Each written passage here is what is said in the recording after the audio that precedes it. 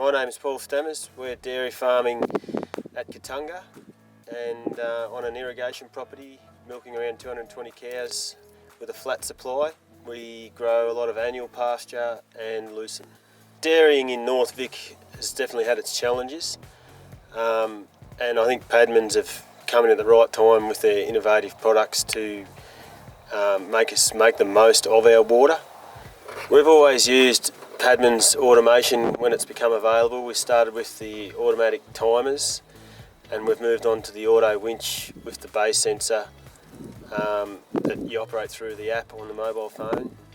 Being able to irrigate from your tractor seat or in the dairy is huge for us as we're a family business and we don't use a lot of labour.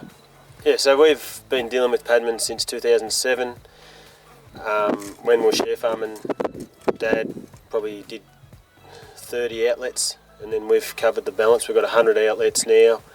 The best thing about the auto winches are that they tell you when the bay's open, they tell you when the bay's shut, and now they're going to talk to the bay watch so you can actually just start the pump and walk. I kept saying to Grant, and we need to do more mobile phone stuff. We need the bay watchers to talk to the winch. That's how you're going to make people want them, and you've sort of spent the money to make it happen.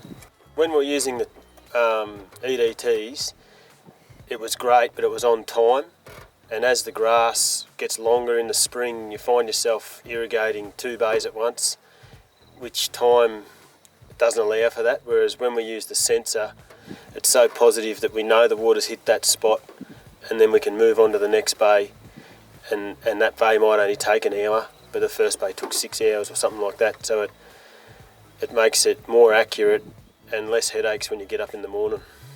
We've done as much as we can with Padman until now, I guess. Yep. Like, as in flood irrigation. There's anything that's automation is something that I'll invest in. Yep. Yeah.